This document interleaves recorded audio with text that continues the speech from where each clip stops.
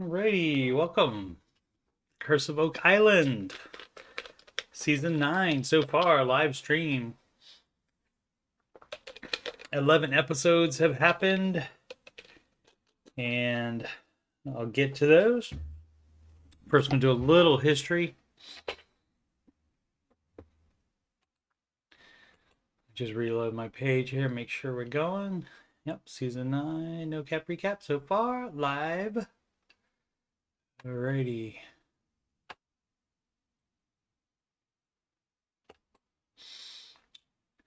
All right, so in 1795, Daniel McGinnis rode out from the mainland to explore Oak Island. He found a clearing with an oak tree with strange symbols carved onto its trunk and a limb sawed off. Just below the limb, he noticed a large depression on the ground about 13 feet in diameter.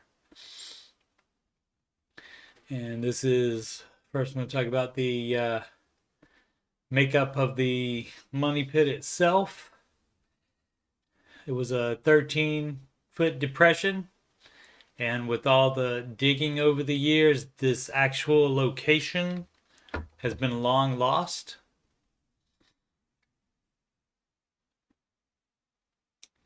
So they've always been trying to find it. They're currently trying to do that on Curse of Oak Island. They know where, like, how far from it other shafts are supposed to be, so they know, like, basically the amount of feet from one of the other shafts, but they don't know, like, exactly which direction. And so, because one of the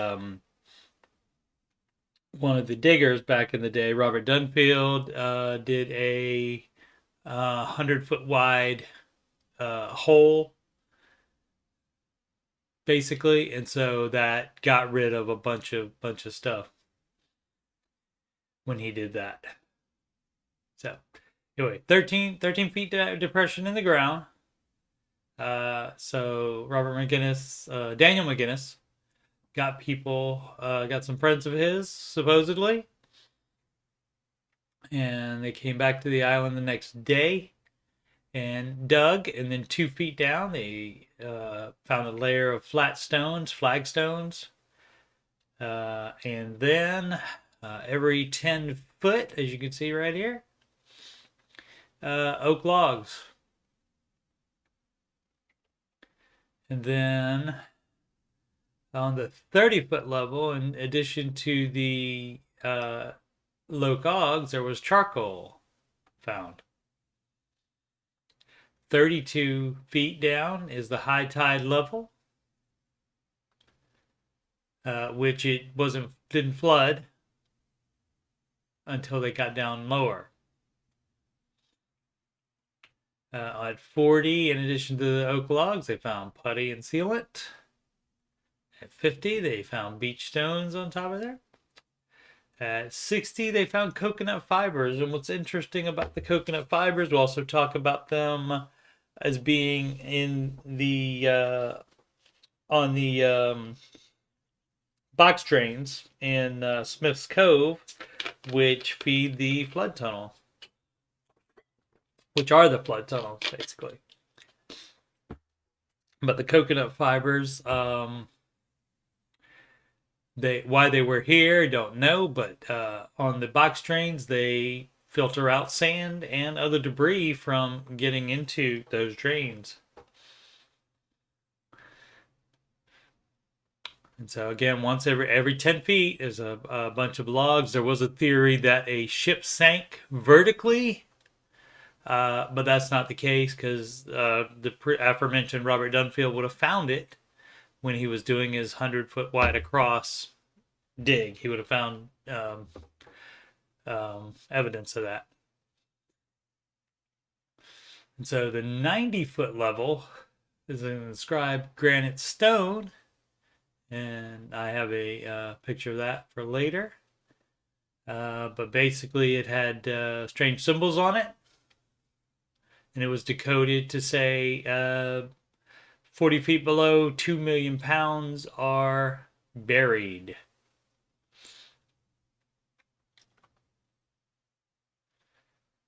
95 foot below the depth based on auger drilling information, right? People, no people had been down there.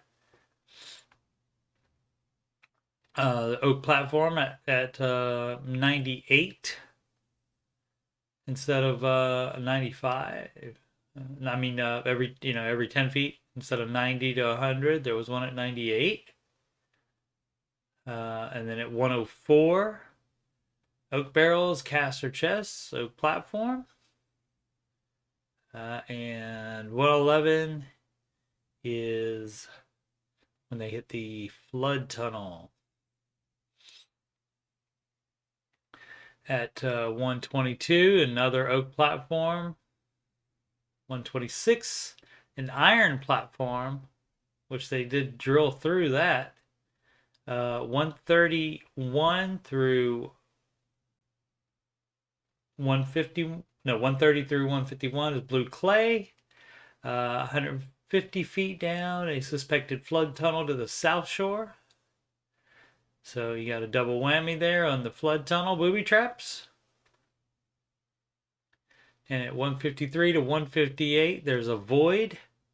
And there is an oak box encased in cement. Because they drilled through all that. And from that box came a gold chain link was on the drill when they brought it up. And also a small piece of parchment that said the letters VI on it. What up, Matty Bags? Letters VI on it. And the thing about the parchment is there's theories that say Shakespeare's lost manuscripts are on there, or on Oak Island somewhere. All the stuff here, unfortunately, if there's any documents down there, they're likely lost because of the flooding. Because when you just drill down there, that lets the water in everything.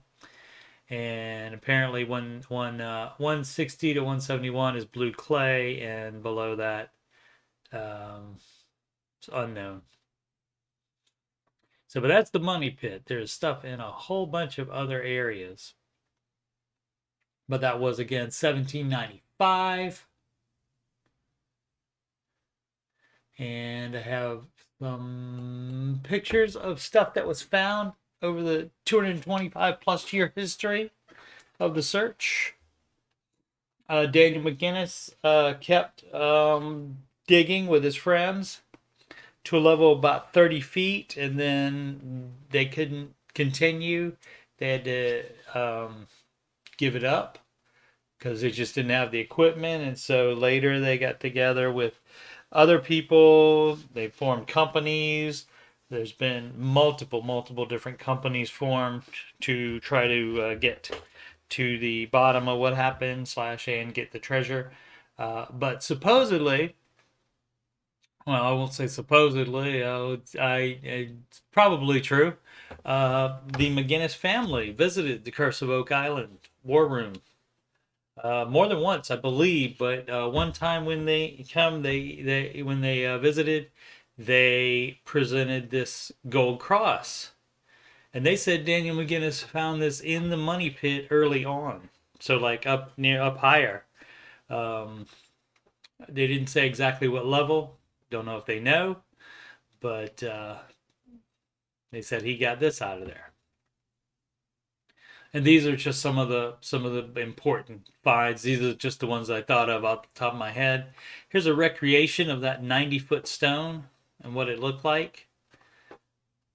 Has these strange symbols on it, and again, the translation was 40 feet below, 9 million pounds. No, 40 feet below, 2 million pounds are buried. Yeah, 2 million pounds are buried, and it was at the 90-foot level. That's why I said 9. Sorry about that.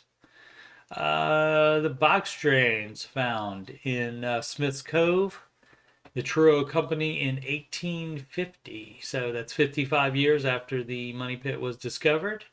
They're trying to figure out what was going on with the flooding, trying to stop it. And so They found the box drains, and that coconut fiber was all over here. And it's not.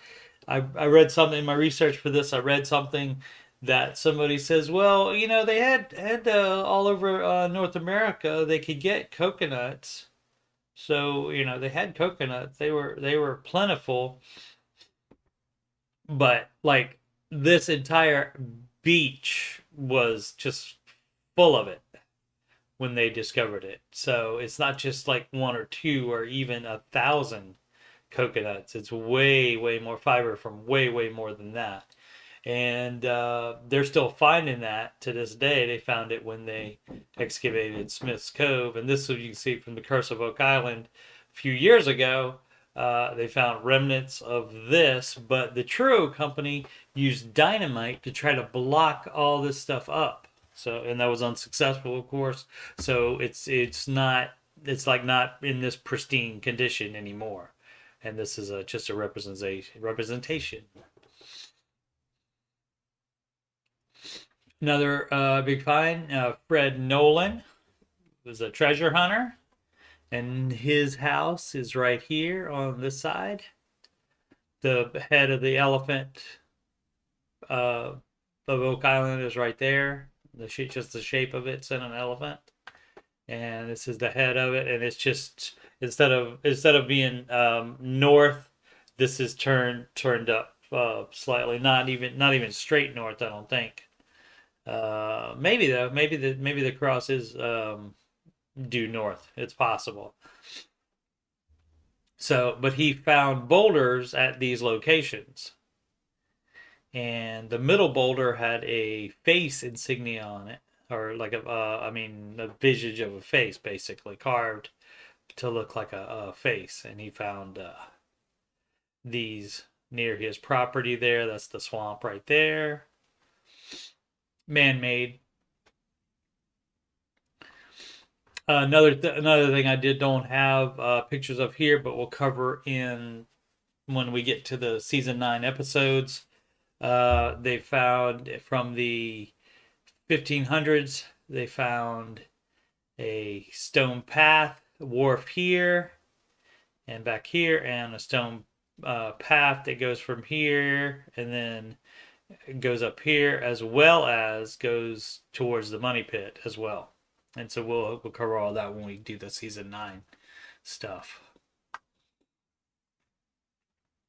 This 1652 Spanish Maravidi coin found in the swamp.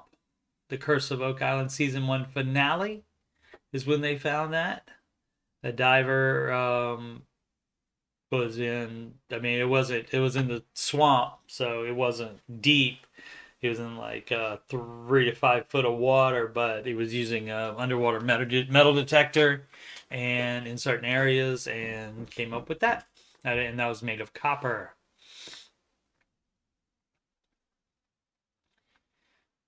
Coin with the Templar cross carved into it near the money pit. Curse of Oak Island season 5 is when that was found.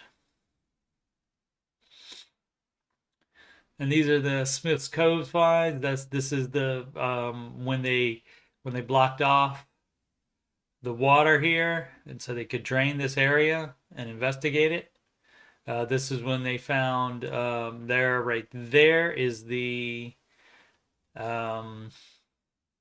box drain right there. That's one of the box drain that they were looking at, and it's behind this structure, and this what they call the U-shaped structure. And this one, I don't know what that was for. Just something else to block something. And then you have this structure right here. And this slipway right here. Back here, this is the pad for the excavator that they built. So all this, I mean, just this stuff right here, doesn't get put up overnight. Significant workings on this small island. And you'll see more when we look at the wharf and pathways and stuff in the swamp, which also took work because that's man-made swamp. This 400 to 500-year-old brooch, 2018. It's found on lot 8, west of the swamp. And that looks like that's it that I have for here.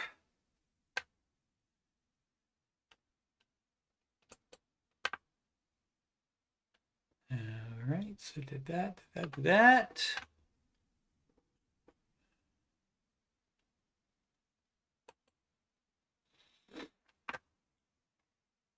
All right, so this episode 1 of season 9. Yes. All right, and so I'm just going to. I need to get my notes up for that, but it's just going to basically fly through the pictures and just explain one sentence about them or so, unless I get talkative, which happens.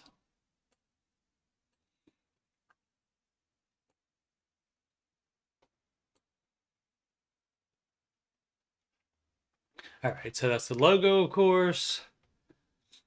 Last year,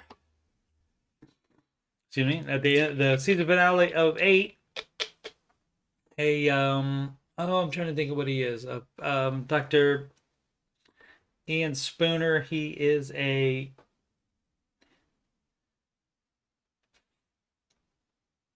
not a physicist. I can't remember what he is. I'm sorry.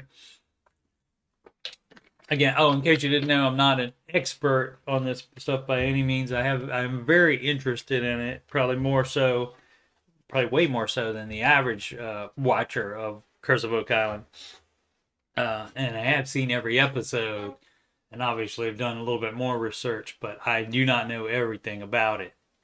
And especially when people start getting, like, for example, the Nolan's Cross or any other kind of things on a map where they start saying, well, you see, this is a 45-degree angle, and if you put that, and if you make another angle this way, then this means that, when they do all that, I don't know anything about that. But this is the water sample test, a rendering of it from the show from last season. And the end of season 8, the season finale, Dr. Spooner is in the swamp working, and he tells the Rick and Marty Lagina that, hey, we can test for silver, So they do a bunch of borehole tests. They already had a bunch of boreholes dug and just capped in the money pit area, and so they opened them back up and they tested the water in them, and in quite a few of them, high concentrations of silver is found in the water. So that means there's high concentrations down there. And they asked him, like, what concentration is it? Is it like just like a little bit, like a handful? Or is it a dump truck size? And he says it's dump truck size amounts of silver down there. And he said, you cannot, you can only test for silver, you can't test for gold. Well, I guess more on that later. So anyway, definite silver down there, and a lot of it. And I'll show you those locations where that concentration is. All right, so previously on the Curse of Oak Island, they have used this is an 8-foot caisson. And basically that means they dig a hole, they dig a shaft, and they line it with steel so it doesn't collapse. And then a diver can go down there and explore. So this year they're using 10-foot ones, and they're going to place 4 of these in different locations. And so they did a grid pattern to do borehole tests to see where the best locations for the 4 would be. All right, and they found this in the swamp. They drained the swamp. They've drained it before, and they came back this year and drained it again, and dug down, and they found this. that extends. And as you can see, that's right there. And this was about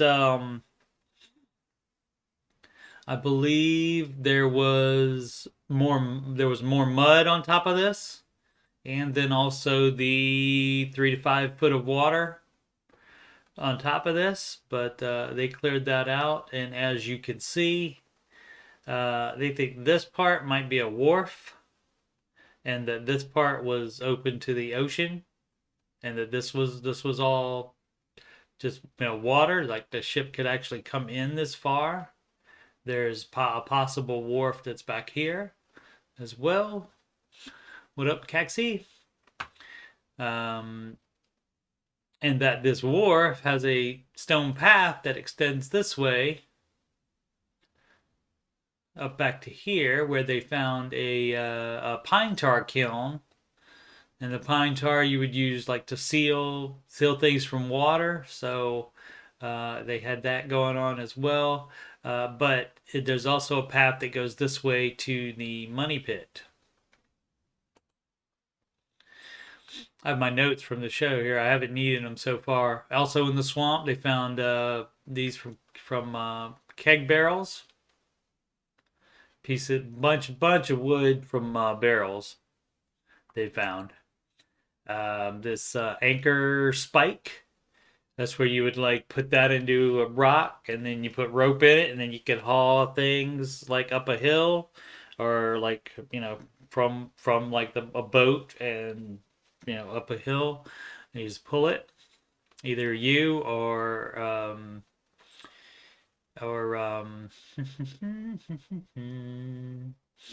oxen can do that, and they found multiple oxen shoehorns there.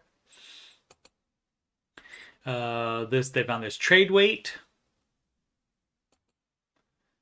Let's see, what is this one? This is I.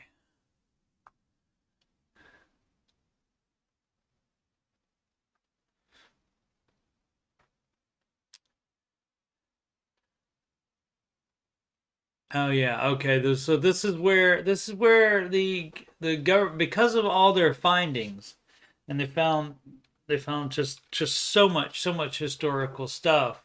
The government has not really been that worried about what's going on there in Oak Island. But due to the substantial findings that they've done the previous year, the government rescinded all permits for everything except the money pit area. They gotten permission to dig in other areas, but the other parts of the island will require even more structured archaeological process, which will mean more time and money. The government has exempted the green zone due to the huge amount of digging that has gone on in the last 200 plus years. Like I said, the money pit area, there was a 100-foot hole there at one point.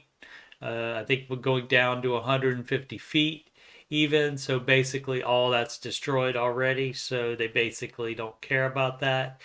Same thing in Smith's Cove. It's been all dug up previously. And as I said, dynamited and so forth. So government really doesn't care about this area.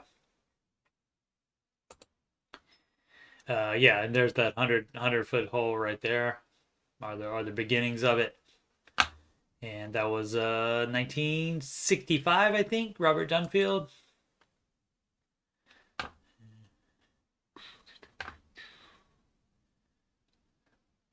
This is, I think, a metal cog or gear, I believe that's what that is. I can't see it. Yeah, metal cog or gear. And that was found along the path area in the swamp. It's brass.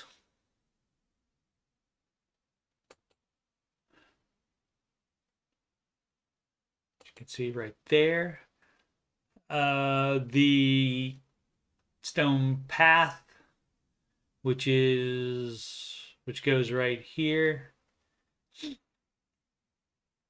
which is just along right here. And basically, what the geologist, I think Terry DeVoe, has he basically said, well, let's see if it extends out that way. And as you can see, these are the bigger rocks that were there, and so he thinks that this all this stuff is that the wharf extended from here all the way out to here. And the stone road seems to line up with these linear features. He thinks it's a dock built in the 1500s by the Portuguese. And the Portuguese are known to have been in Nova Scotia from 1522 to 1583. He also, well, yeah, there's the current day of where it is. That's that wharf, Stone Road / wharf right there that lines up. And the path that goes that way.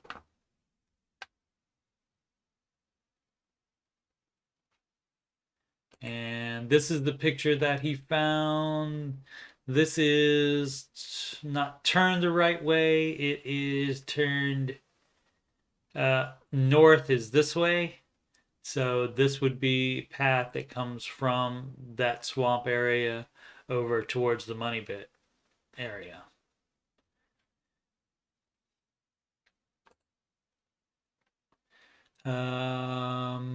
That's the metal detection expert Gary Drayton found this iron metal with spiral patterns on it in lot 13 up above the stone path. 90% lead. All right, and so this is the water sample tests. Dr. Spooner found out sometime between the end of last season and the end of this season that, yeah, you can test the water for gold content.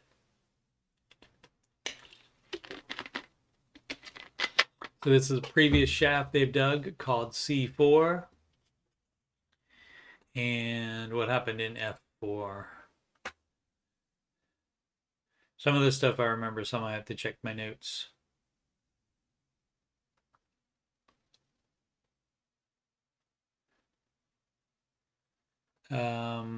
But several of the boreholes contained gold that indicated a substantial amount. And those are mostly the same ones that had the silver in them. And this, you'll see a grid later. This is where it says C right here and F right here. They do a grid pattern. This is A, this is B, C, D. And they're going along that grid pattern to try to find the best place to put those big shafts so that they can be explored by humans. This is pottery found by the metal detection expert, just with his eyes, not with metal detector, obviously. That is a, what is that? An iron band on lot 17 between the swamp and the money pit. And of course, the local blacksmith that they go to get information identified it as being from a wagon or cart wheel between 1650 and 1790. And of course, 1790 was when Money Pit was discovered. After more analysis on the water sample data, the holes with the gold in them are C1, F4, I, E8, and K7, as you can see. Right there, the gold color ones are it.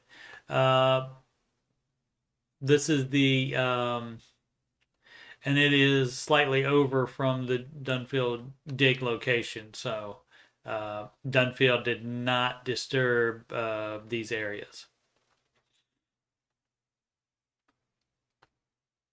So as you can see, that is just at the edge of the a previous searcher shaft. And so is that one, just at the edge of it. And here's the concentrations of gold, and it doesn't look like much, 0.044, 0.024, .012 and .017 and .012. And but apparently that again means that's dump truck size, full dump truck size amounts of that. All right, and so that's the end of that one.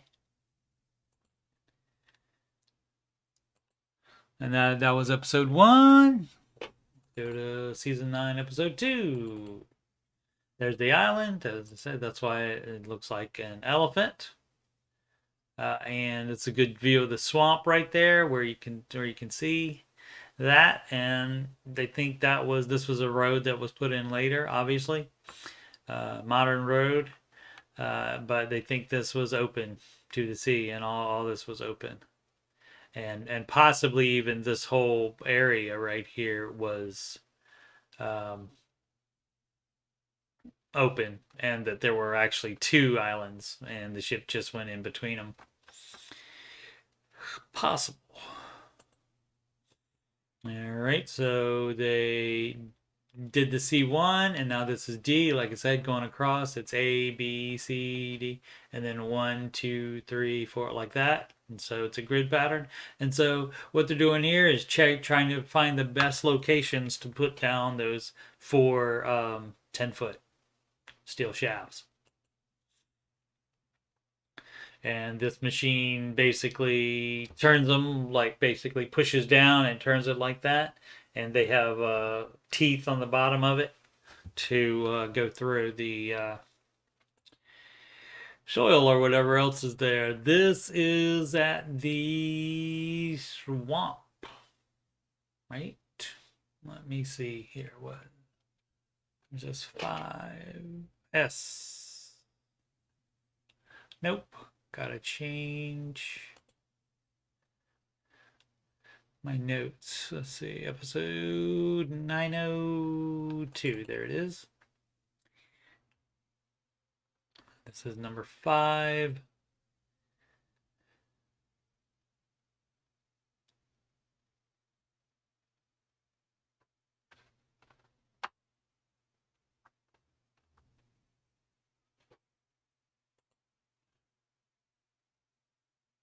That's 4.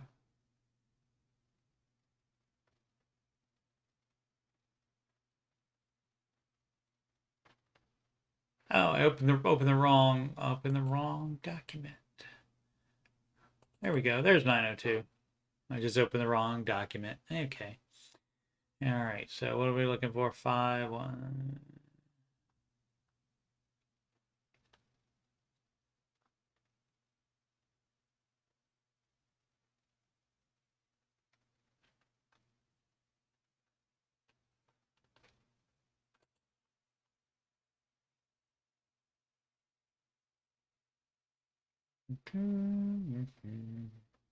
I apologize. Trying to find where we are. Okay, so that's 1, 2, 3, 4.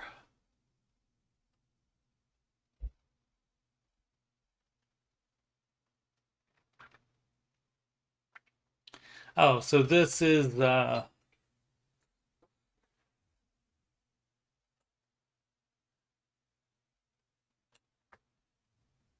okay, so this is in the swamp. They're excavating along the path, and they uncover this wooden structure. They think it's a platform built by the Restall family some 50 years ago, as they investigated reports of a large wooden box buried in the swamp. Yeah, and if I'd kept going, I would have. And that's a picture of what they think it is. They think it's this thing that the Restall family built when they were searching the island. And that's the location of that structure in relation to the wharf/road right there. And the way it was identified as Portuguese because of the way it was laid out. Now, granted, anybody else could have laid this out Portuguese road style. It's possible. But again, that is dated to the 1500s.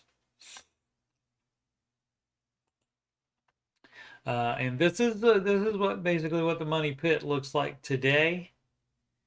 This is a rock garden right here that they built as a memorial for all the women involved in the search over the years, mostly wives, sometimes sisters, daughters, dedicated to all of those.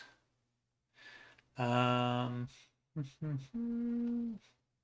this is that new borehole they started beginning drilling, the D2 borehole. They found big wood chunks in it, close to 90 foot deep, and that's wood, that's man worked wood. That's not just like the natural wood that you would find 90 foot deep. They found metal with what appears to be concrete on it. That's the wood chunks they found in there. Metal that appears to be have concrete on it that encased a metal with what appears to be concrete on it. They immediately thought of the chapel vault, which those searchers thought they drilled through a layer of concrete that encased a 7 foot tall wooden vault. Right. Okay.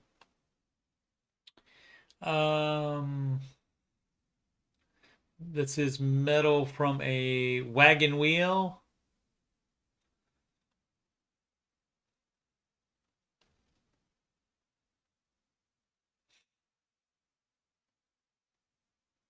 No, it's not. This is the metal with the concrete on it. I'm sorry. I'm sorry. Okay, then they searched line 15 here, and then that shows you basically that's the other side of the island. That's this Fred Nolan's property right here. His son lives there today.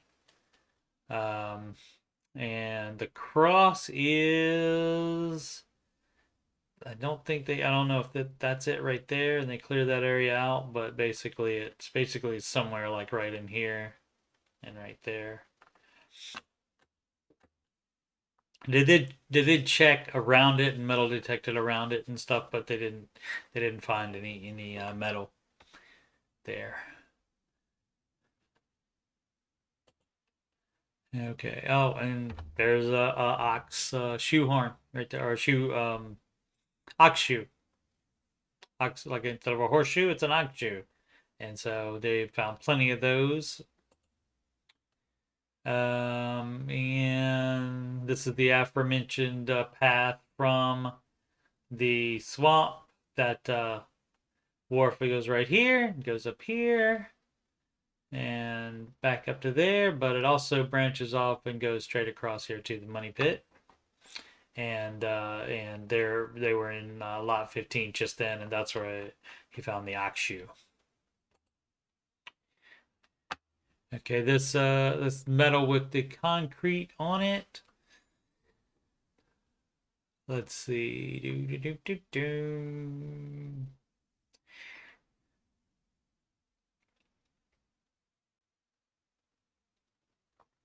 Ox shoe. This is the cleaned up piece of metal with the concrete on it that was found in the episode earlier. Dr. Spooner's equipment found gold traces either in the metal or the sediment on the metal.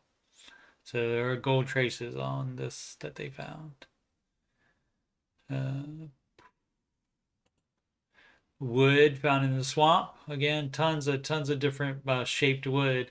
You see that's got a cutout piece in it right here, and they don't know what that's for. I don't think. They speculate it's a maritime object of some sort, and of course you would. That's what they're looking for. They're looking for that ship-shaped anomaly that they found with seismic scanning 2 years ago. And so they are trying to find that, which, as you can see in later episodes, they brought in a long-range excavator, and they are doing that currently still as of episode 11.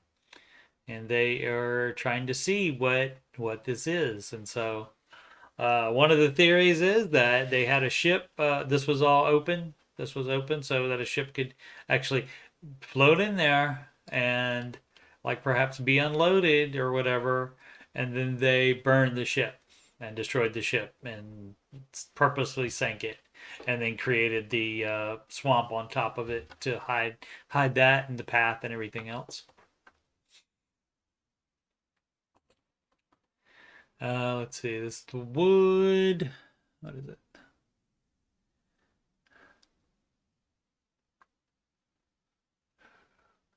The wood from the D2 borehole dated 1488 to 1650, matching wood found last year in the area.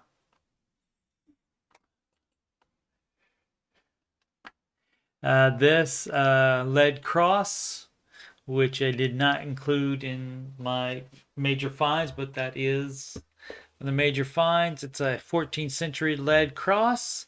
The lead was found to have come from a Templar mine in France. And that's it for that episode. 902. Let's run through 903. All right. This one's called Stone Roadblock. Okay, again with the water samples. Again with that. I guess that was recapping that stuff. And here's finally shows you that grid pattern. There's the C1, and as you can see, that's B. There's some B lines on there.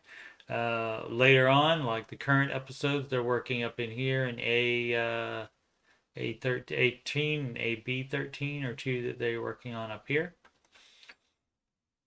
currently, but we'll get to those. And again, basically, they're working on this grid pattern. They're doing test boreholes to see if there's if it's worth putting a because they can only do 4, or they decided to only do 4 10-foot shafts, steel line 10-foot shafts, and so they're trying to find the best location for those. And they generally relate the new boreholes that they're digging. They relate those to the ones that this is the one last week that piece of metal came out of, that had the concrete on it and just a trace of gold on it as well. That came out of D2, and now they're doing B4. This is Dr. Brousseau here. And let's see, where's she at? Oh, you know what you got to do when you switch from episode 903 to 902 to 903, you have to get the 903 notes. Let's see.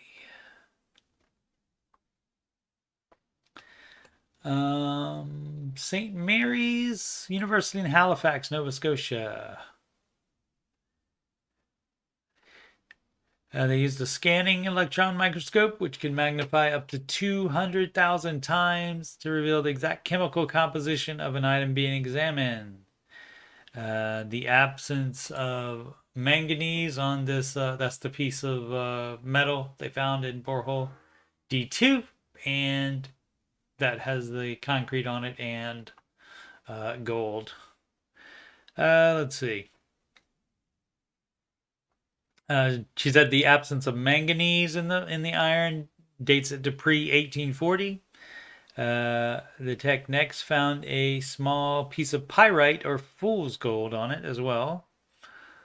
There you go. That's just in the lower right here. The much brighter piece is actually gold.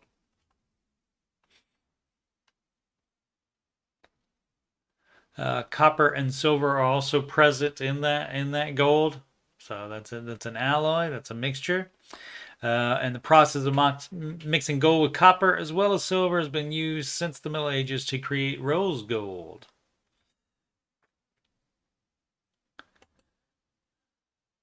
And that's just a blow up of that, where it shows the gold. Back in the swamp, near the stone road, Gary Drayton finds those pieces of pottery. Archaeologist Miriam Amaro Says that the bubbles in the glass are an indication of it being older when the process of glass making wasn't as refined. Whoops. That's a pottery. And this is more piled rocks by man.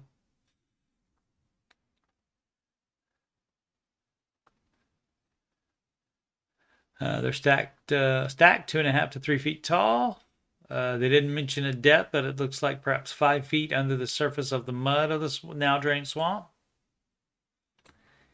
Unsure if it's connected to the stone road or an entirely different structure, Miriam comments that she cannot tell which direction it's going in yet, and that that's weird. Hey. They have a surveyor recording the precise location, so they have GPS on all this stuff to try to make sense of it. This is Marty meeting and telling them about the rose gold. And Marty did research and found that the exact composition resembled tumbaga, which was a favored mixture for creating Mesoamerican religious artifacts. So many Spanish artifacts have been found on the island over the years, including ship spikes, 17th century scissors, and that Maravidi coin. Yeah, and there's a mechanic's cross again. What letter is this? H. They're excavating the area. They find indigenous Mi'kmaq pottery, which could be 500 to 2,500 years old. Rick later informs Rick and Marty they may have to stop work in that area due to the tighter government regulations this year. This is surveyor. They're trying to find. The image shows that a section found last year to the north of the stone road or wharf lines up with the path just discovered in this episode. So, right there. But that goes straight to C1. And so that could be, that stone path that I showed you earlier that was highlighted in yellow. More wood.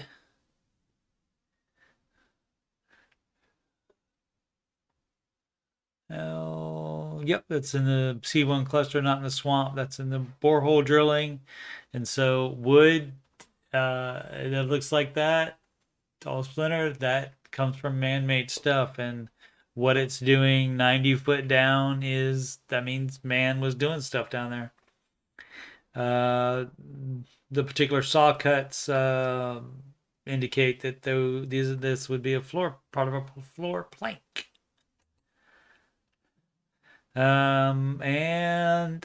This is when they got the information from the government that they have to stop working in the areas where pottery was found, which are these. And again, they're free to work here, and later they get permission to work over here in the swamp as well, and a bunch of the rest of the island. But this area right here has been shut down.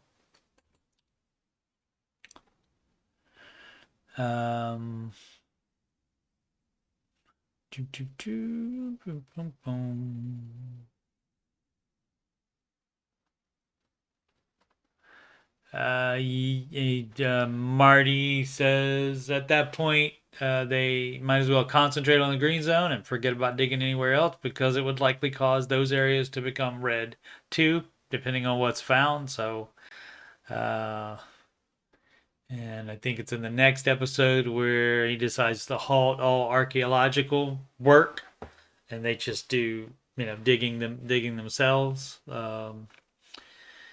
Let's see. What slide is this? And a large shaft. Oh, this just says what is next. That's from the next time. Oh, gold flakes discovered. AU is the symbol for gold. And so gold found on another piece of metal in the next episode, which we'll get to right now.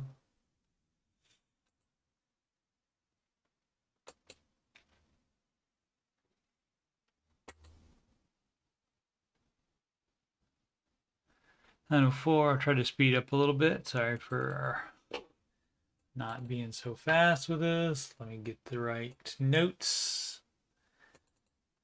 4, there we go. Okay, and this is episode 4, aired on December 7th. Okay, there is number 2.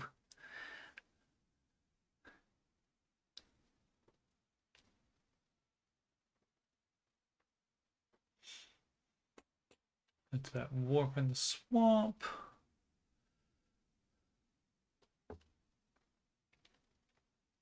They're going to drill, though D2 is where they previously drilled last week. Now they're going to drill there. D1.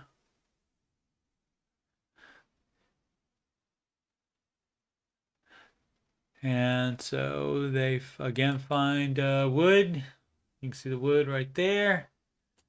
Again, that should, right there, that should not be down there like that. You can see how it was cut with an axe. Boop, boop, boop, boop.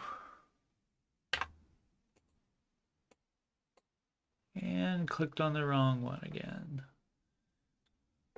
Which one are we supposed to be on?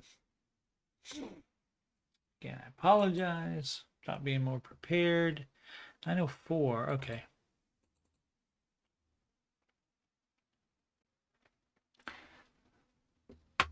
And this is number 6. Okay.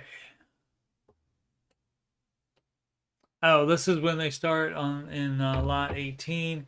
This is when they start excavating or going through the Dunfield spoils. So when Robert Dunfield did his 100-foot hole here, 100-foot wide hole here, looking for the money pit, they didn't really check all those spoils from that. Basically, that's when you dig a shaft, you scoop up dirt and you throw it somewhere out of the way. And so they stacked all that up here, but there's no record of anybody having gone through that. So they're going through all that, metal detecting it, and just looking through it in general.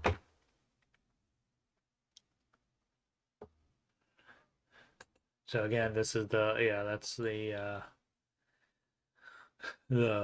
bucket that he used for that, and that's just pushing that over to that part.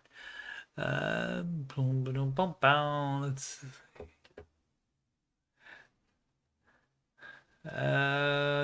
Gary finds a chisel. Thinks that's a chisel. Finds that in those spoils. He thinks it's a chisel because it's too heavy to be a spike. He suggests that it could have been used to chisel one or more of the marked stones found on the island, which is that one, the HO, so-called HO stone. You can see it still has some of those like weird carvings on it, like maybe it's the same as the 90-foot stone. This is a G stone, Masons. Always Templars and Masons in any good history mystery. They're always involved. The 1704 stone, maybe even, or the 90-foot stone, as we saw before. Oh. The musket ball.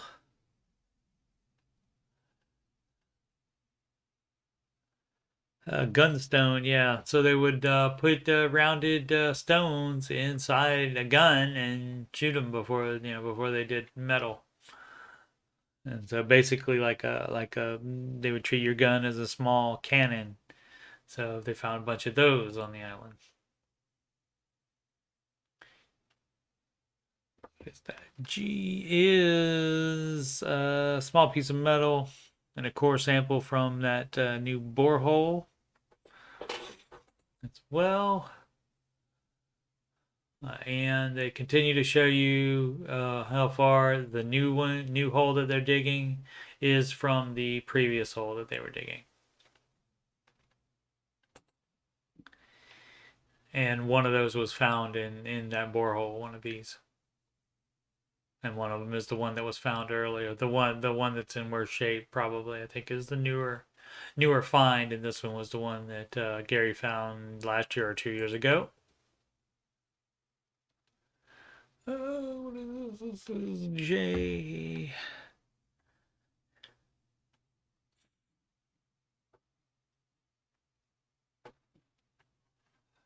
Is that right? Oh, the Dunfield spoil search continues. Hand-hewn wood is found, indicating pre-18th century time period. I skip one. No. Okay.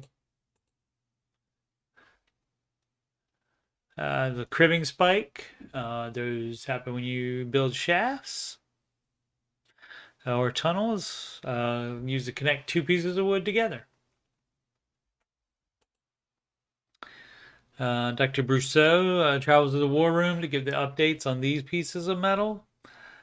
She says there's several gold flakes on it, and says the gold is very similar in composition to the gold on the bigger metal piece from last week, which means it's also likely from South America. And for next time, there's more wood beams found in the C1 cluster, and this is Zena Halpern's map, and that comes back into play as a researcher suggests there is a trap under the hatch, and a magnetometer survey will happen. So let's see where that happens. And Rick and Bill dig up something as shown. And I don't remember what that is off the top of my head, but we'll find out right now. So that's episode 4. Let's go to episode 5. I did think this would go faster. A lot of it's me trying to find the right notes. And let me do that this time. That's 4. Need 905. 905. There we go. Okay, it works better if you do it correctly.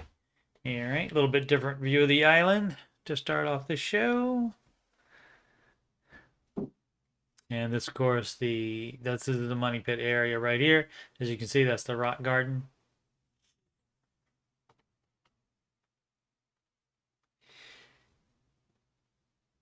All right, grid, of course, C1 cluster.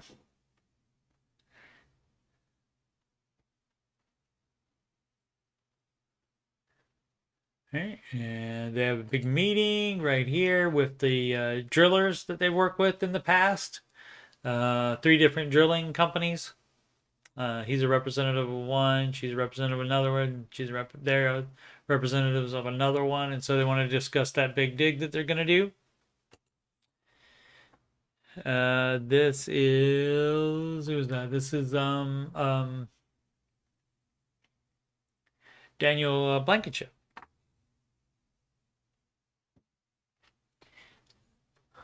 And that's number 4. Again, the shaft, as you can see, this is the shaft that they're going to be using. This is like a 6 or an 8 foot one, and they're going to be using a 10-foot one this year. They're going to do 4 10-foot ones. And it took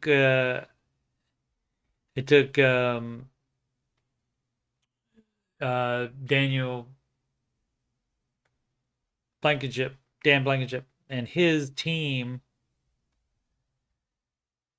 took them 10 years to do this one, and they're going to do 4 bigger ones just this year alone. So the extra time for the technology to develop definitely helps. Definitely helps that Rick and Marty Lagina have a lot of money to use too, and of course the History Channel's paying some of it, I'm sure. Let's see, number 5. They are metal detecting, still continuing going through those spoils from the Dunfield. dig. Large timber that has 2 iron fasteners on it, and this is what Rick found last week. And the narrator speculates at this time in that episode that Robert Dunfield might have found the money pit, but just didn't dig deep enough to reach it. Because they went 150 feet, I think. 100 foot wide and 150 feet down. Right. The blacksmith determines this is not a 1700s cribbing spike used for attaching. Oh, it's not a chisel, but it is a 1700s cribbing spike. So, and of course, anything before 1795 is always significant because it could be something involved with the construction of the money pit. T1 cluster, they are drilling E1 now, E1.5, which is 11 feet southwest of C1, and where they think Robert Dunfield searched for the treasure vault. And from that, at 89 feet, the core sample revealed possible wood beam. Again, as you can see, it has pit saw marks on it this time, and that would be a person below and a person above holding a saw and going back and forth like that to cut the wood. And Rick says it indicates a tunnel. All right, and this is from the next week's show.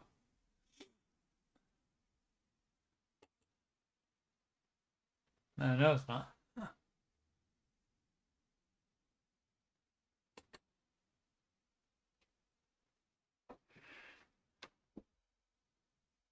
Oh, no, none of that is.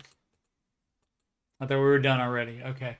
This is, again, apologize. Not being as prepared. I'll be prepared next time if I do another live one. Metal detection hit. Right here. Ask Billy to dig that area with the excavator. They find a big timber that's notched out and contains a dowel hole. There's the hole right there. So,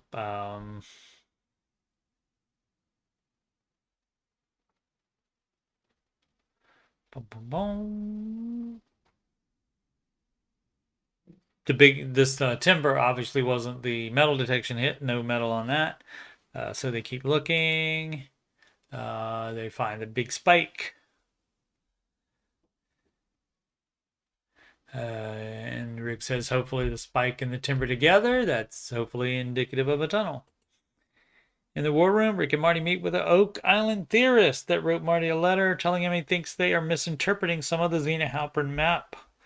Originally labeled in French and dated 1347, this is an English translation. The team searched in the area that the hatch should be, but they didn't find anything.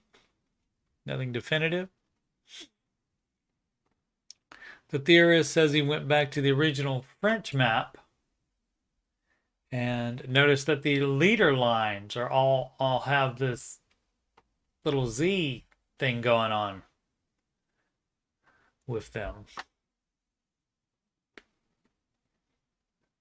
And so he thinks that the hatch or the hole under right here and the hatch aren't two different things, but it's the hole under the hatch is one thing. And that this, I forget what is that underneath? Let's see. That is the valve. So we think that the valve is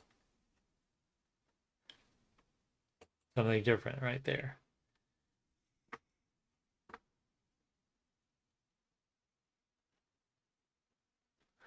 He overlaid it over the satellite image, and it looks like it's on lot 4.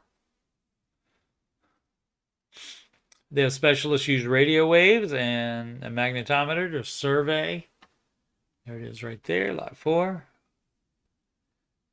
They survey starting with lot 22, followed by, so they go up there and then go to lot 4 because that's where they've found other stuff. So they want to see if there's it works with that map. Jack finds a possible stone road under the Dunfield spoils.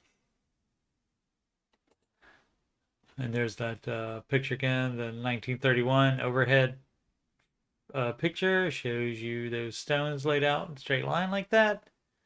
So could be a path there, but of course that was all dug up probably by Robert Dunfield on his 100-foot wide dig there. The still animation from the show. The still from an animation from the show shows how the eye bolts, the eye bolt right there, you put that in the ground or in a rock, and then you attach a rope or chain to a chest, box. That's how you pull it up. A stone road.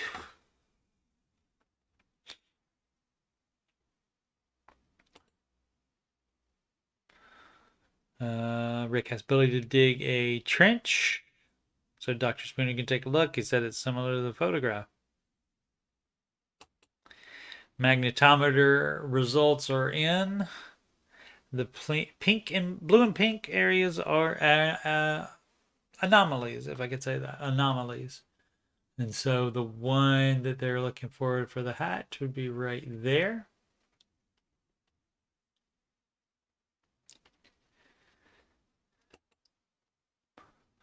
Yep, that image just makes it bigger. Weight it so you can see if you treat that as just the hole under the hatch for that, and then the valve is just here. That would be the valve right there then, instead of the hole in the hatch.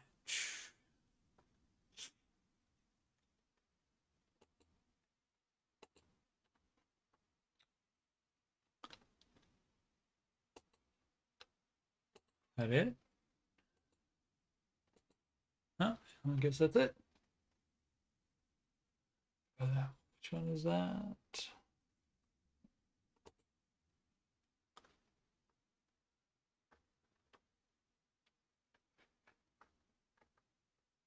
Yes. Okay. So that's it for that episode.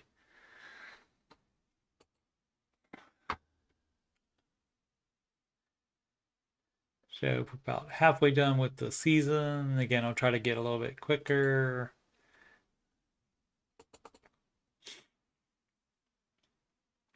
I can see why people might prefer pre-recorded. Of course, I also need to be better prepared. Okay.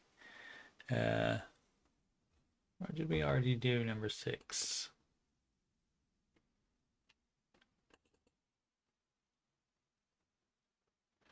No, we didn't.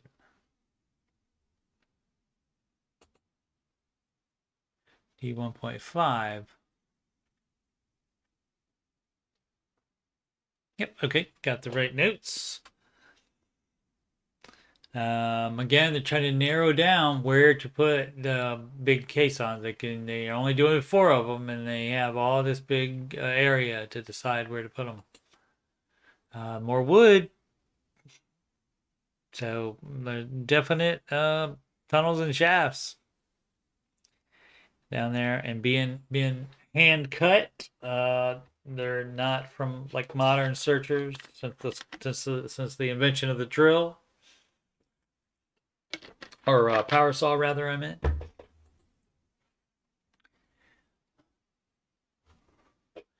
That is they're following up on last week's magnetometer findings. Gary finds a piece of metal a foot down, and he suspects it's copper. Laird and the archaeologists have obtained special permission to investigate on the western side of the stone road in the swamp. The government is much more involved now due to the numerous findings, some of which are indigenous Mi'kmaq pottery. So the archaeologists are allowed to work in a part of that area. Excuse me. What up, Sid? They find more layers of stone with wood as part of the structure. The wood can, of course, be tested with carbon dating and endocrinology.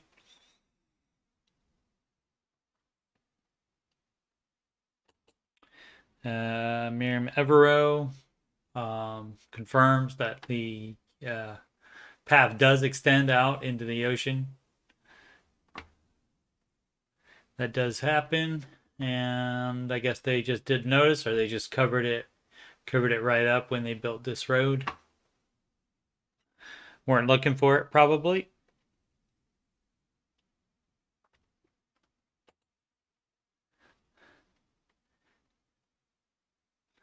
And boo.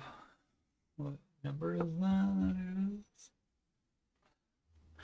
9. They again find evidence that they're scraping along the edge of a structure. That's cut wood. The wood is also below undisturbed till, which indicates a tunnel. The undisturbed till also means that that is not an area where Robert Dunfield would have dug up. This is Marty Lagina always has thought that this is the case here. It's an offset chamber. Like there's the money pit right there, and there's an offset chamber somewhere along the route there off of that.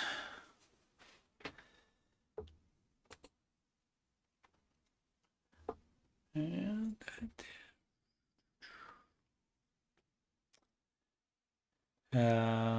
Jack Begley and Gary Drayton find a metal buckle with leather still attached to it. Gary thinks the buckle is iron.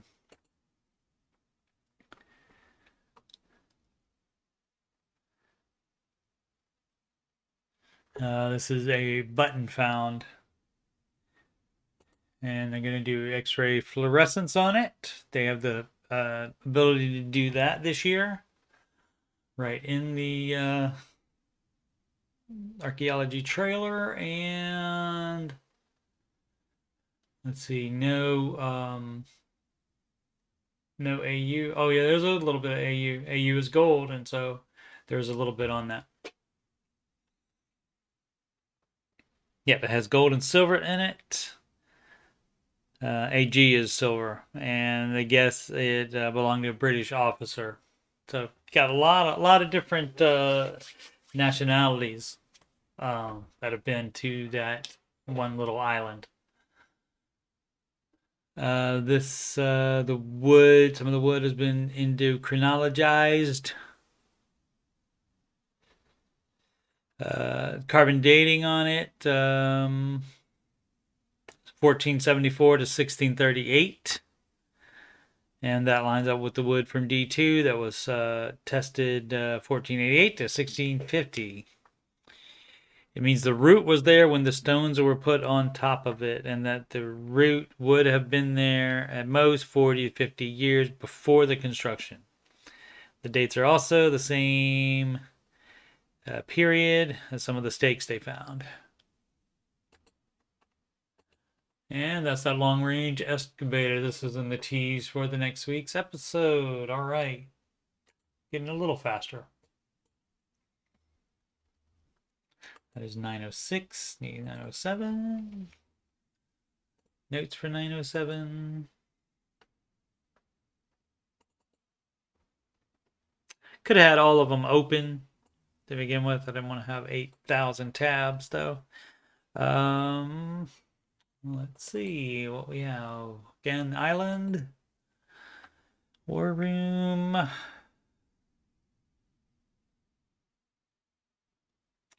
They meet with the geophysicist Jeremy Church.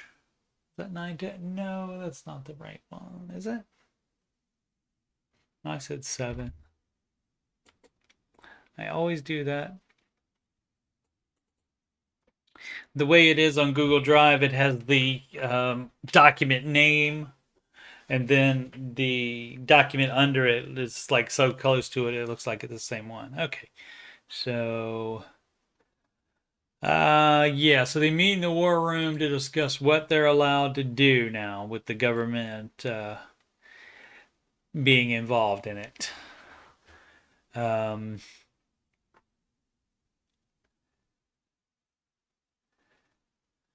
What they're allowed to do concerning recent governmental shutdown of activities in areas in which local indigenous peoples' artifacts have been found. In the last episode, the team decided to halt archaeological procedures since any other such artifacts being found could result in even more of the island being off limits. Laird Niven is going to remain on the island full time as a consultant, but all the other archaeologists have left the island. So they're not doing archaeological type work. Laird is doing some whatever he gets permission for. He's still doing that. The red circles in the red area are the off limits area.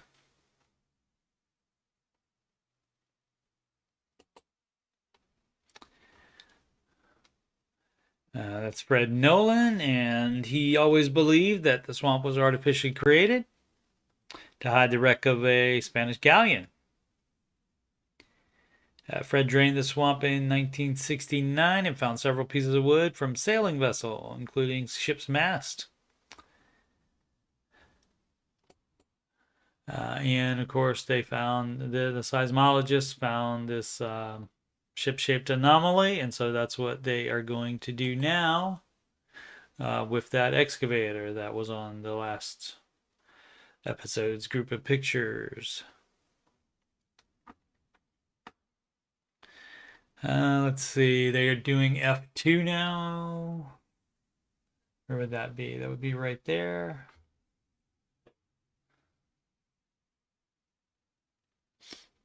The metals with the gold tracings on them came out of Borehole D2. So that's why they're doing F2 to see if it's a north-south tunnel.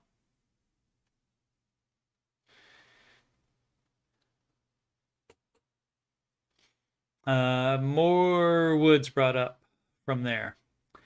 Meanwhile, Lot 4, metal detection expert Gary Drayton and Rick Lagina go to Lot 4 to continue going over the area to search for evidence of the hatch from Zena Halpern's French map. They have found a metal clasp with a leather strap and a gold-plated button, but need to find more evidence before they can get a permit for a bigger dig in the area. And Gary finds this big heavy iron spike. The heavier it is, the older it's likely to be.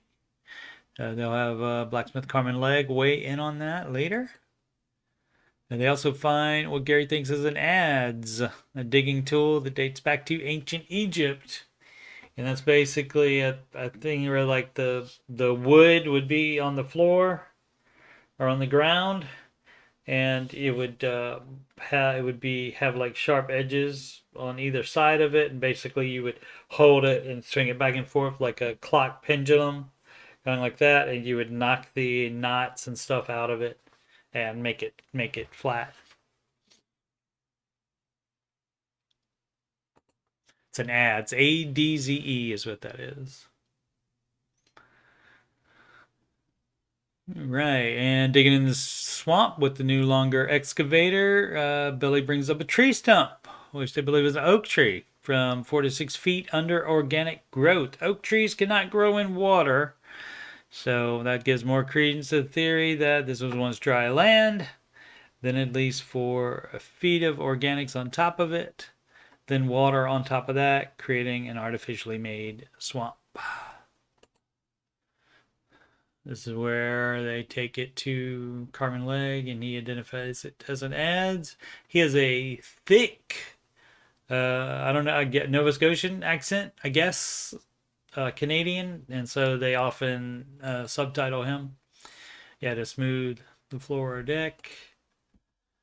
And see that it has that sharp end on that end, and it has it on the other end too, I think.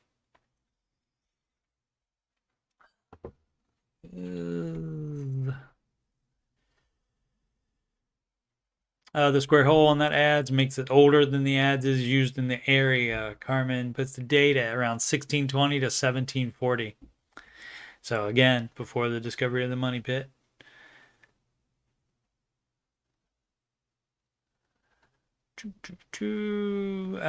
Swapping the next day, another piece of hand-hewn wood. It's already significant because wire-shaped pieces of wood at depth in the swamp at all. So again, more just crazy stuff.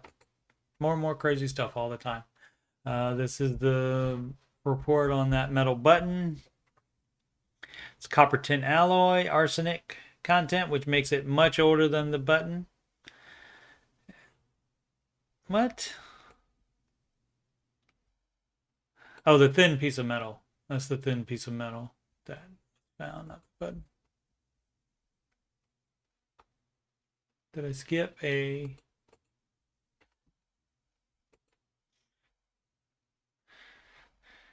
No, I just don't have a picture of that one. Okay, but that's that thin piece of metal that they found on lot 4 when they were looking for the hatch. And said, oh, it is used to make bells or cannons, and so it's likely Spanish or Portuguese.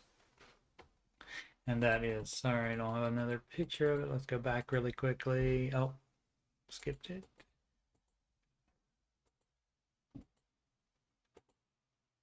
Oh, was that on this episode? Nope, it was on the last episode. Sorry.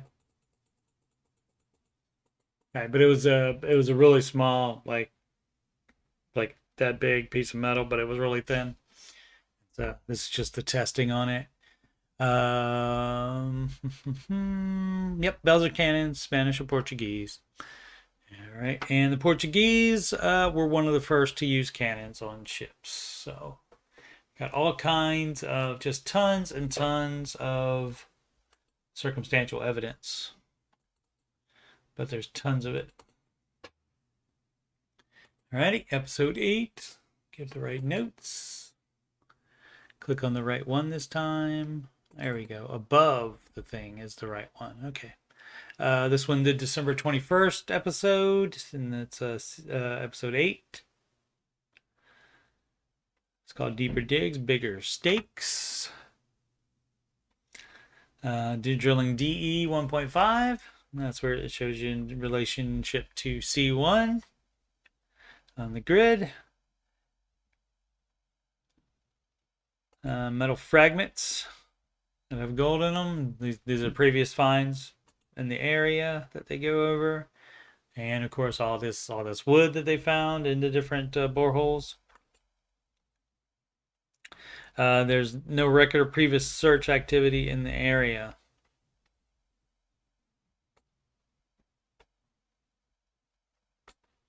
Where they got these.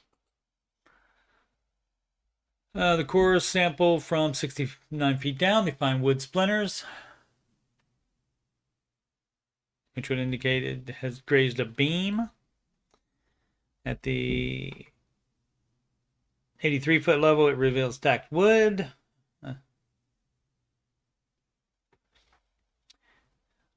Stacked wood, of course, is like when you're building a shaft. Back in the swamp, they continue excavating. They have previously found, trying to find the ship, 200-foot long ship-shaped anomaly. They previously found deck planking and a ship's railing, carbon dated to 660 AD. They find a plank right there before switching to, see, they discuss where to drill next.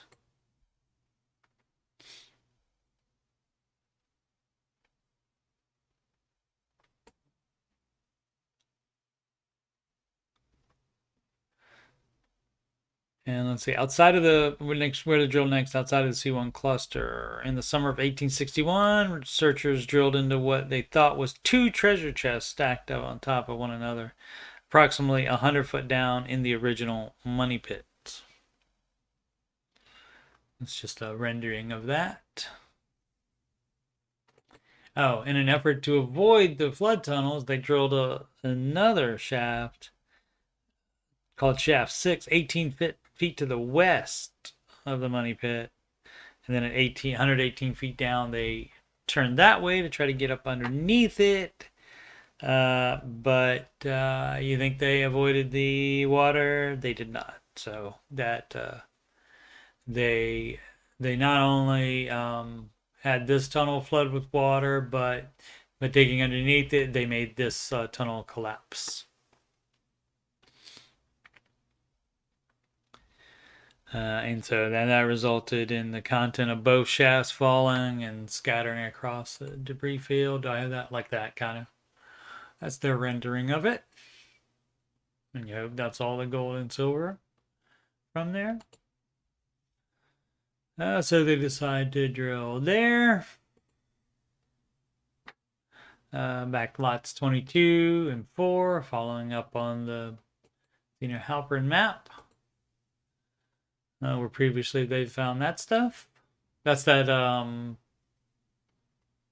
piece of metal that was made, probably used for a cannon. So normally used for cannons or bells. And that's the button.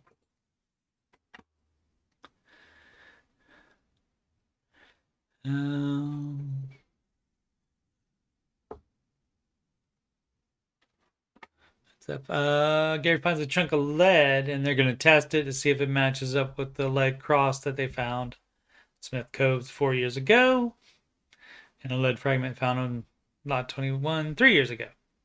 Both scientifically proven to date back to the 14th century and come from European regions once inhabited by Knights Templar and known Templar mines. Yep, those right there. Gary finds the metal strap, similar to one found previously, identified as a chest strap by Carmen Legg. And Carmen Legg later confirms that, dating it to late 1600s. Undisturbed soil, again in Borehole G2 this time. So they are more south. And 75-foot level under undisturbed soil. So again, that wouldn't have been dug up by Robert Dunfield. Wouldn't have been in his 100-foot wide area. They think that G2 might be shaft 6. And so again, shaft 6 is 18 feet west of the money pit. The X-ray fluorescent machine. Did I miss? Oh, also in from the core sample, from G2, they find a square nail. And so Rick takes that to the archaeology trailer immediately to be identified, and it identifies 3.36% manganese in the nail, which means it's from a nail made after 1840, and so is more evidence that it's the 1861 shaft 6.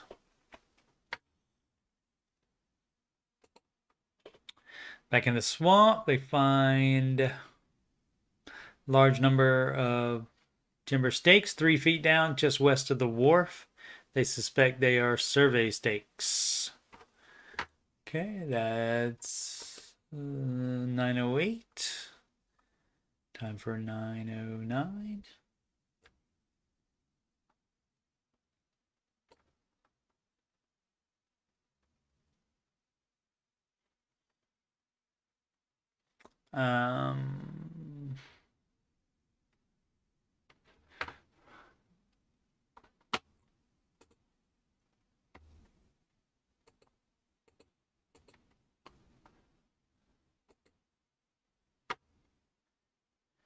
909.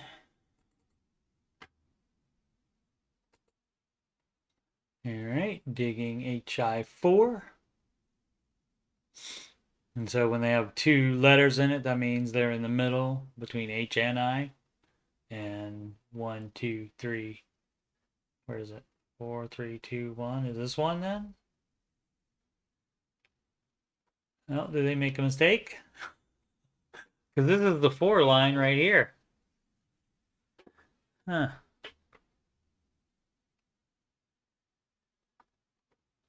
All right, we'll have to wing this one because I don't see my notes for that one. I see 8 and then it goes to 10 and 11. Oh, wait. Did I possibly do a 0, 9? Nope.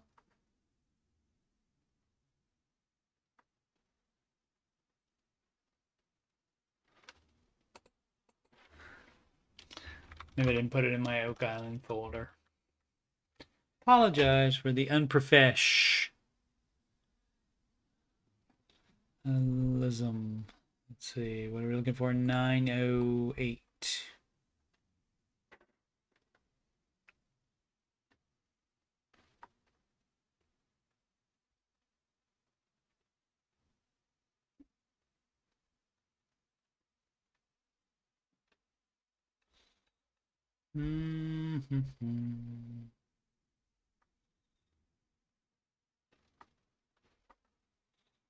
No, weird. Don't know what happened to that one. All right.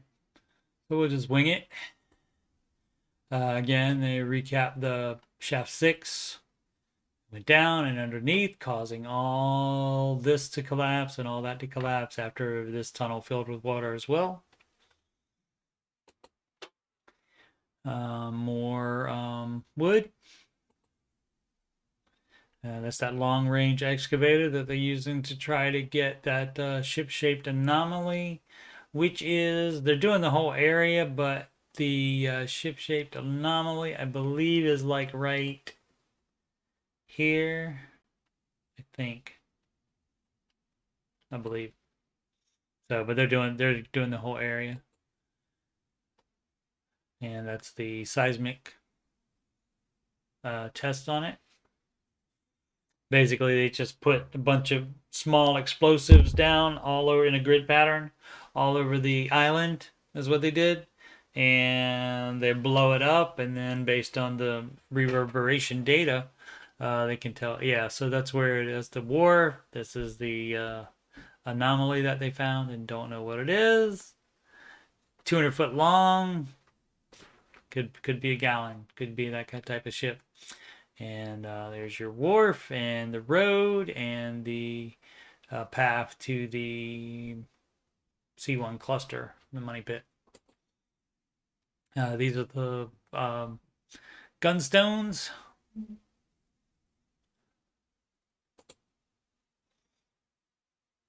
And this shows how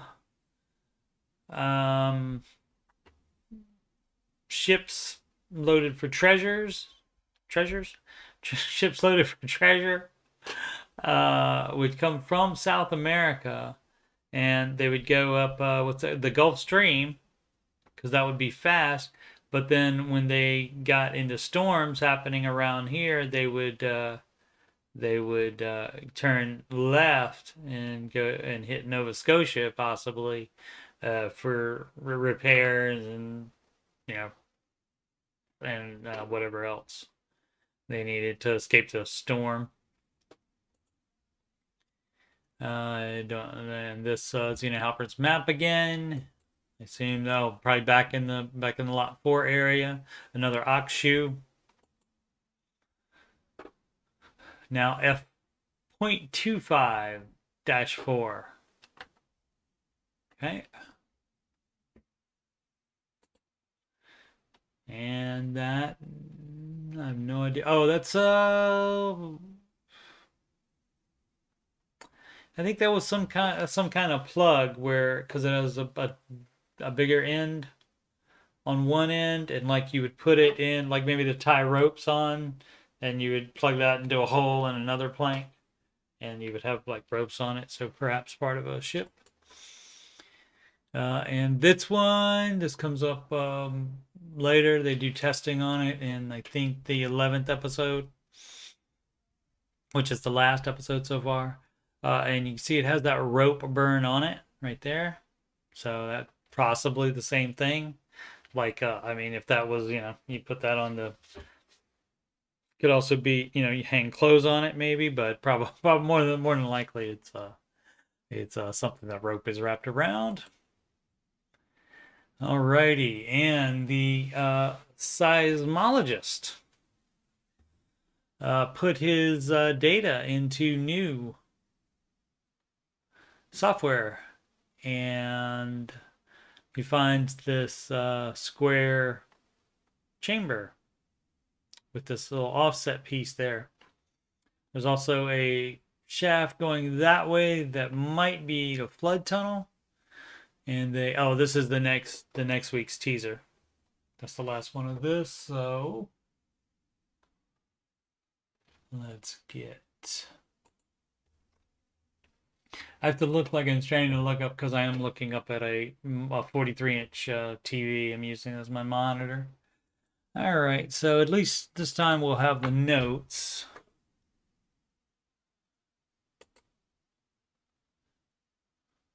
Nine, 10.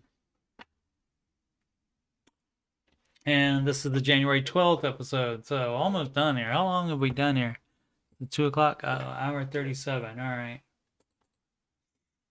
All right. If I do another one of these, I'll be much better prepared and probably have more of a script to read rather than playing it. For this is a view of it that they don't normally show. This is from the bottom, so it doesn't really look that much like an elephant from this angle. But that's the Causeway from the mainland.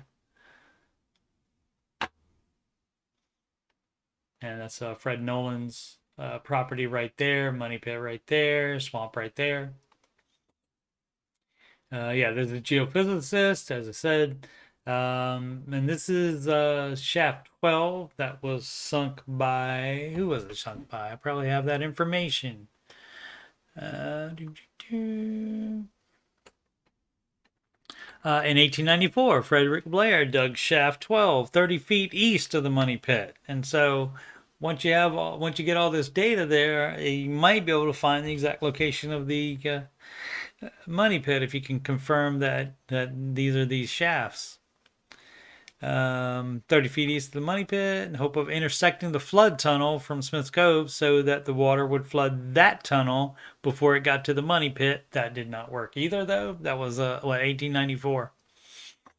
All right, and so they dug 55 feet down, but failed and abandoned that shaft.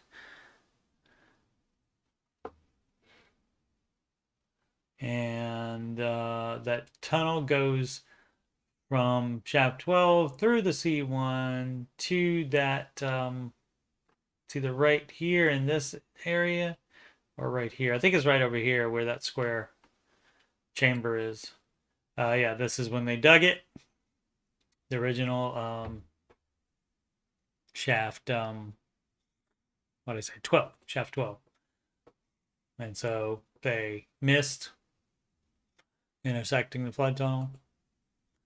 And this, it doesn't really do it justice, a still picture of it. But like when he shows it, you moving through it, it seems more like a tunnel. But this is what the geophysicist found with the new software that he was using. And it's up here in this little peninsula area underground. Another representation of it. And so, again, back to Marty's theory about the offset chamber. That the treasure is not down there. That it's off to the side. Back in the swamp, what are we doing? That's your long-range excavator.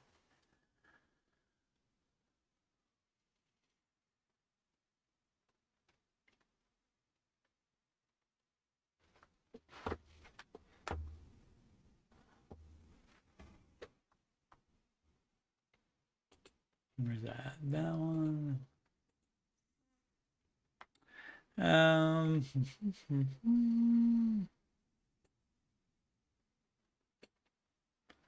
Gary finds a wharf spike. All right, and 68 feet down, hole AB13.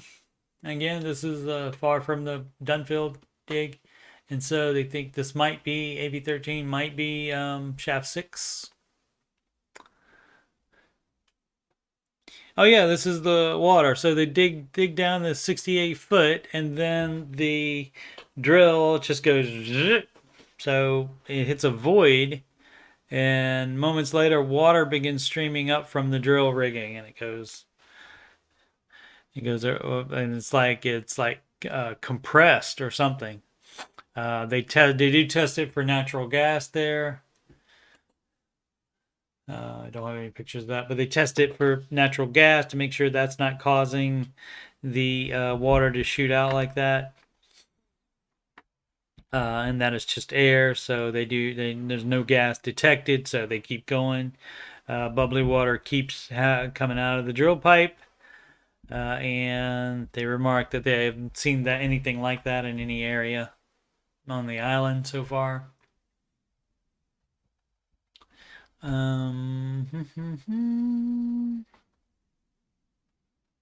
do I have the lots? What heck number is that? E.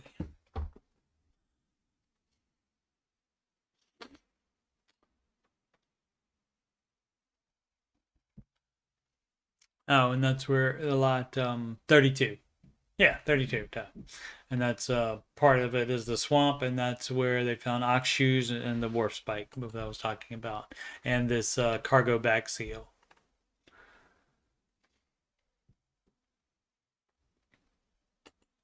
He finds another ox shoe. Okay, yeah, this is where the water comes out. And no gas.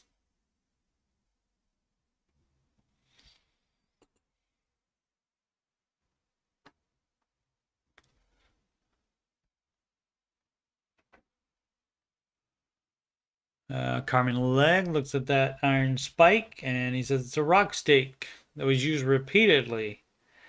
He says they're used as anchors when pulling ships or cargo onto or offshore. It was found 50 feet from where the bag seal was found, and that is in lot 32. Carmen says that type was used 1710 to 1740. As a reminder, Money Pit discovered in 1795. The narrator recounts Doug Kroll's finding of 1746 French ship's log in the Nova Scotia archives. The log recounts a failed mission to take Acadia back from the British. The captain was named the Duc d'Envie, and his family lineage, of course, is traced back to the Knights Templar. The log also mentions the vast amount of treasure they have on board and a secondary mission to dig a 75-foot pit on a wooden island to hide treasure.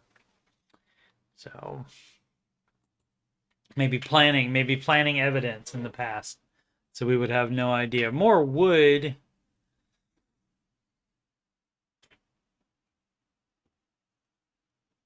And Billy finds that as he digs closer to the ocean in the swamp, the bucket goes deeper, and so it's more evidence that it was once all open ocean because it's looser there. And this is that was Gary holding a potential piece of wood decking. The C14 carbon testing on that was 1516 to 1674. And this is for the next time, which is the most recent episode 11. And I thought dude was sticking his hand in there and he was going to pull out something interesting.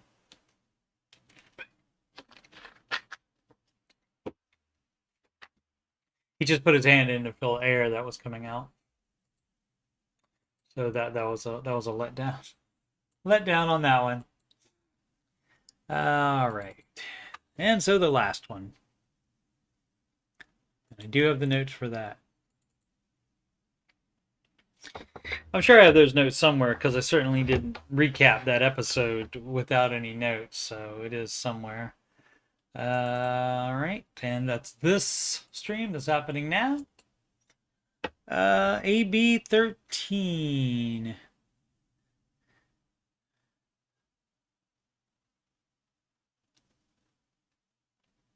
Oh, they start drilling A13, which I guess is right up there, but they didn't label it. Oh, they also didn't provide a grid to show you this one time. I don't know why. Maybe they thought you'd just remember where it is and know that it was right up above it. I don't know. Normally they would show you this grid every single borehole, but you know, like I said in the No Cat recap, your boys got you. So, in the swamp, Gary Drayton finds this octagonal piece of shaped wood.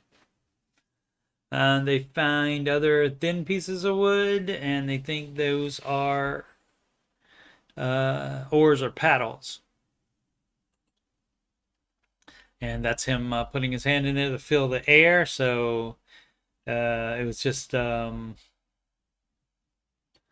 coming out of that new tunnel, or new borehole. And the next core sample, they find loose till, indicating that man has dug there before. 82 feet down, and also eelgrass, perhaps washed in from flood tunnel.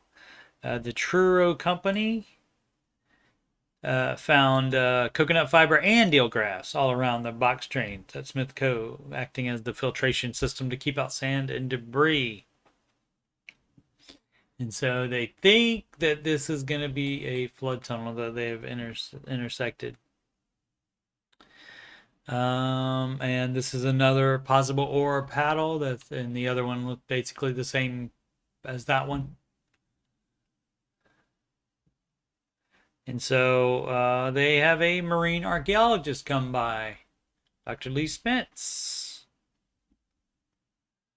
And he has a 60-year career, and he's found over 100 shipwrecks, including 2 American Civil War vessels, one of the which was this Confederate submarine that is considered one of the most important archaeological finds of the 20th century, the episode says. He confirms the likely paddle pieces. He thinks he identifies a FID as well, which is a rope manipulation tool. Oh, that's that plug thing from before, and those pictures will come back once they are, or when they are dated later in this episode. So you'll see them later. He thinks the trapezoid-shaped wood was part of a step that broke off, and they had not carbon dated it, but they will. Lot 32 again, metal detecting. Gary finds a coin and thinks it's a British copper coin from the 1600s. The thinner it is, the more likely it is older, according to Gary. 3 days later in the warp room, they meet to hear the scientific data learned from some of the wood finds in the southern edge of the swamp, roughly 10 feet down under the mud.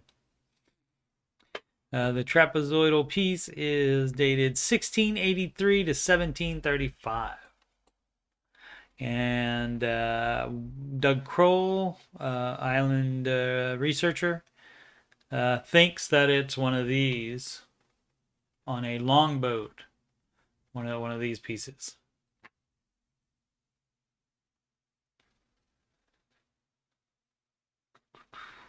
The second sample of wood, that with the one with the rope burned on it, is dated 1680 to 1740.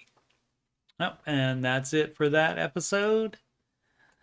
As far as next episode, they find this in sheet metal that Carmen Leg apparently says it's off of a small box that you would put only valuables in. Gary finds this piece of wood with the hole in it in the swamp, and this guy brings his theory, which is Captain Phipps. Let's see if I can get any information. Is that it for there? Yeah, the team investigates an incredible theory that could explain the silver and gold detected earlier this year in the money pit while setting stage for the biggest dig they've ever attempted in order to solve the Oak Island mystery. That big dig, of course, the 4 10-foot wide caissons. And let's see. William Phipps. Phipps timeline. They have to have one. Is it going to be Wikipedia that we go to? No, we'll try Wikipedia. It looks like I looked at that before. So, early live.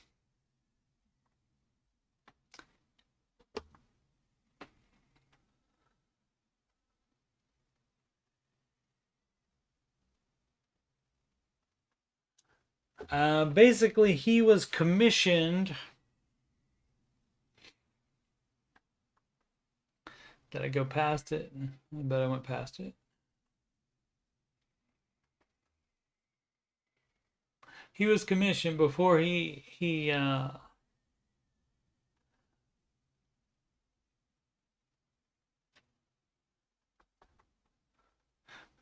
before he became governor of Boston, I think.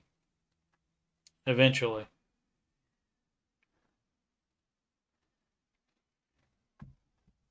Okay, so I'm not there yet. All right. Political baptism. All right. Quebec expedition. Governor of Massachusetts. Yeah. Did I say governor of Boston? Cities don't have governors. My bad. Salem witch trials. All right. Again, not prepared for this part. But okay, so basically he was yeah, so I missed it in all that stuff. Maybe I should put Concepcion is a Spanish galleon that sank.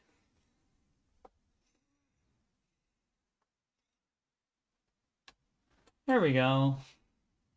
Okay, elementary. There we go. All right, 1685. William Phipps was granted rights by the King of England to seek the Concepcion and recover his treasure, or that of any other treasure found in the area, returning to England in 1687 with over 68,000 pounds of silver. That's a lot.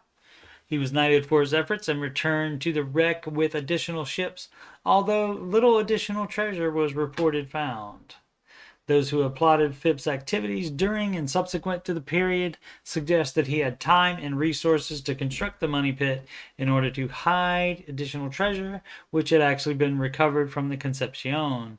In 1690, we find him attacking Port Royal and Quebec, so he was well acquainted with the waters, and as were many mariners of the day. So, but that's the theory that's going to be on this coming Curse of Oak Island episode on Tuesday, and I will be, of course, doing a no-cap recap of that. Did I have... Oh, I had one other thing. On the History Channel website, there's this fun map that shows you some of the finds on there, and so it's got the moving water all around it. It's so fun. Look through them and see if there's anything that I missed. Lot 26. Home of Captain Anderson. Iron mixed with manganese, and so if it's got the manganese in it, that means it's much, much older. So it could date back to ancient Roman Empire.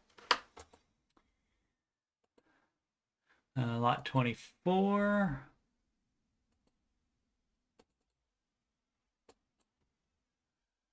Is Samuel Ball's slave tag. So a tag with the name Ball engraved into it. And he was a slave that was set free when he agreed to fight for the British in the what's that war called? The war for American independence, like from the the colonies. Colonies tired of that English stuff. I can't remember the name of that war. What's the name of that war? Sid, are you still there? Revolutionary War. Okay. So I have to close that one first. Come on. There we go. All right, and over here, that is French military cap badges. Yeah, over here it seems to be like there's a lot of military, English and French military stuff. This was unearthed near the site of Daniel McGinnis's old home on Lot 21. Daniel McGinnis had moved there after he discovered the money pit. Ancient metalwork technique called glosson. Never took French. I assume that's French. Object as a dental lead isotope with the lead cross that we talked about that. Excuse me. This is like a coin up here on lot 2. 1797 cartwheel penny. So that's going to be post discovery of the money pit, but still history. This is the garnet pen. Lot 8, metal detecting.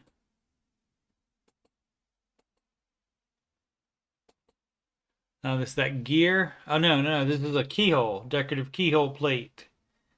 Metal detection expert on a lot owned by Tom Nolan.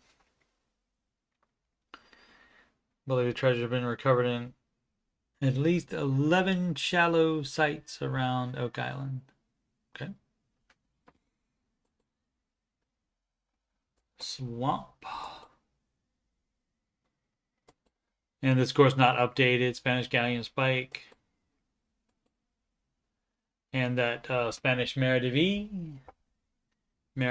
Yeah.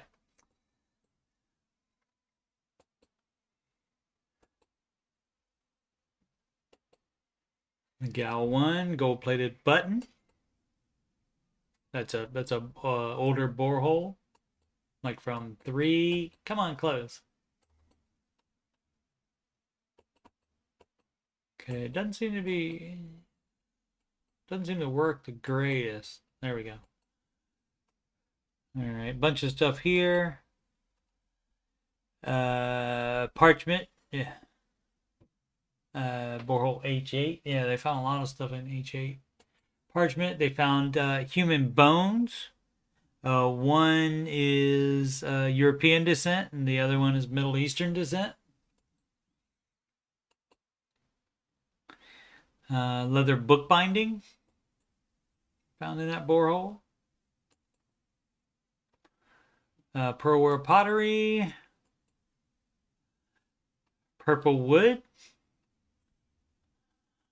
Why do you... Tyrian blue, a dye used by royalty and church documents. It's likely the wood was stained by vegetable dye and maybe a fragment of bookbinding that the parchment was once part of. Alright.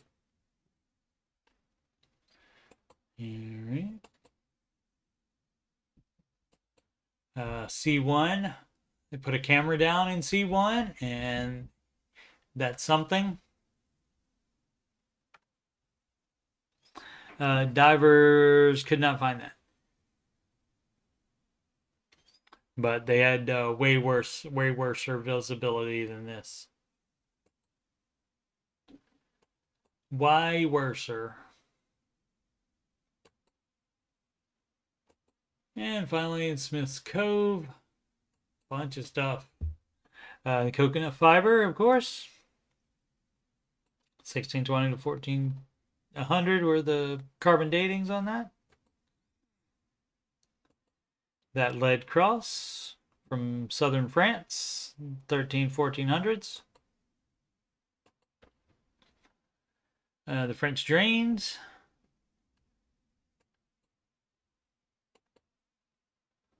Hinge. 1600s to 1700s. So many different dates on all this stuff. This is that U-state structure, in addition to the other structures that were there. Oh, 1970. Oh, it had already been discovered in 1970 by Dan Blankenship. Okay. After he created a cofferdam. All right. Well, they did a much bigger one, obviously, and they uncovered it a lot more. 1769, dendrochronology said on that.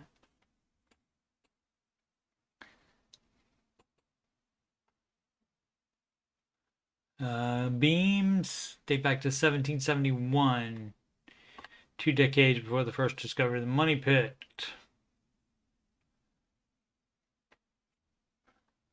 And the slipway right there. And finally, the box train. That's that same picture of parts of the box train. Like I said, that was all dynamited. And so like those are not, they don't all work anymore.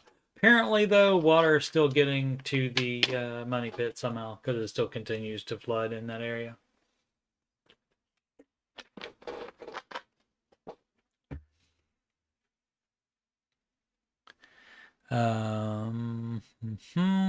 Sydney's there. You must have. I must have remembered Revolutionary War. I must remember the name of it after I asked you. Alrighty. So once again, I will be doing the no cap recap of episode 12. That will be on in 3 days, the 25th. Is that right? Tuesday, the 25th of January, and that'll be episode 12. And I'll do the no cap recap on the 26th sometime on that Wednesday, and get that thing uploaded. Additional streams. I have Wednesdays and Saturdays, 8 p.m. Eastern Time. Old Man Video Gaming. I may do more than one tonight. May do one, matter of fact, this afternoon, and then one at 8 p.m. tonight. Ramsey Show After Show, Monday through Friday, 6 p.m. Eastern Time. Monday, 8 p.m. Eastern Time is alternating tech support and Ramsey coach support.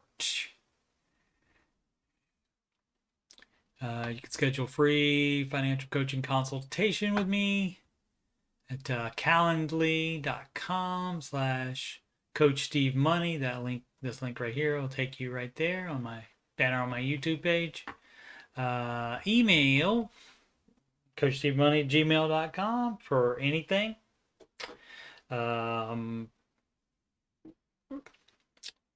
What's on the bottom of the webcam? The donations. Donations are paypal.me/Coach Steve Money.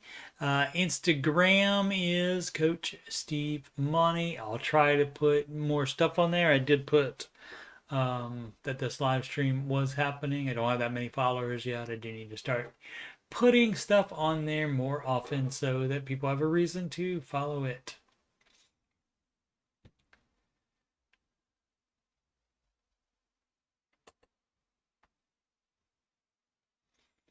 All right, and just for fun, while I've got you here, let's check the... Oh, it doesn't show you the numbers there.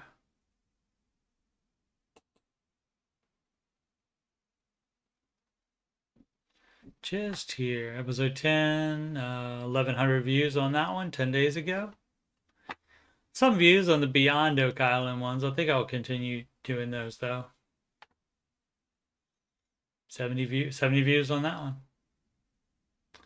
And that one's from season 1. They're in season 2 now, but I am going back and doing the season 1 episodes as well, because I didn't see anybody else doing them on the YouTube. Let's see, 246. That's a drilling down. That's like behind the scenes, basically. Oh, that's what I wanted to talk about too. Oh, one more thing. What is it? Great Pyramid. Actually, I have two things. Muon. Muon technology is a non-invasive investigation technique made possible by particles traveling through space at almost the speed of light, and it's revealing secrets buried deep inside ancient pyramids and volcanoes, and they will be using that on Oak Island as well coming up. The behind the scenes stuff had that on there, and let's see if they have that picture of it on there. Yeah, they scanned the pyramids with it, or the Great Pyramid anyway, and they have there was a void right here above the original entrance. Not the one that people use today, or the one that Al Mamoon did, and a lot of people think that he opened that to take something out of the pyramid and not to get into it. But anyway, there's a small void there, and there's a bigger void there, which is a little less than the size of the Grand Gallery. And so the Muons did that, and so they are going to do the whole island as Muon. Basically, they're going to dig down and plant, like I guess, a Muon receiver down inside, way down, and so then it would get, because it does penetrate. Muons do penetrate everything, and so eventually those get there, and then it tells you where the voids are. Fun times, huh? Yeah, all right, so that's that, and they are going to be using that on Oak Island this season. They've already shown on those behind the scene things. They've already shown the technology for that, and I've shown this before. I can't remember. Let's see, Great Pyramid of Giza, and this has nothing to do with Oak Island, but if you're into history, maybe you'll enjoy this. As you can see, Great Pyramid, Second Pyramid, Great Sphinx right there in front of the Second Pyramid. And Sphinxes are normally in groups of 2. And there is the smaller third pyramid. Almost said period. And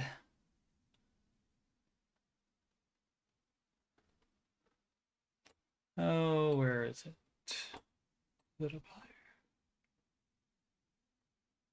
Oh, right there. Yeah. Okay. And so that's not exactly in front of that, but right there in front of King Causeway's tomb as well. You have this right here. And that is directly even, as you can see, with the Great Sphinx. And that is a rock formation there. It looks like, I don't know what they have got going on there. I don't know why that looks like that, like it's scratched out or something, but what is actually there is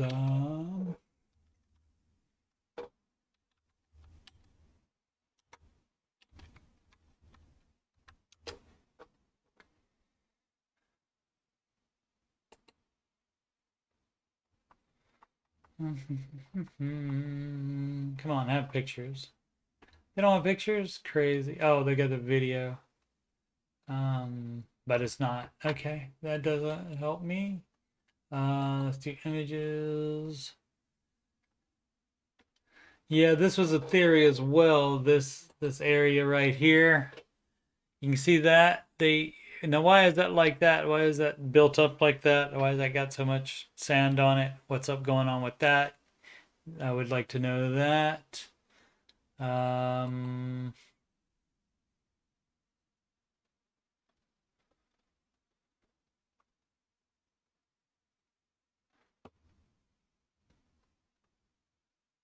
That's again that maybe that mound right there, but this one, there it is.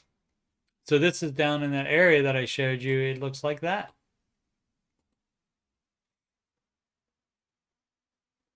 Well, that didn't help. Somebody's Facebook page, but that's what it looks like, and you can see the built up right there for the head. So that is in front of the second pyramid. This is not accurate. They just copied one image and copied it over there, it looks like. But this one is really there, and there are some videos on it. Dakota of Earth has a video of it on the YouTube.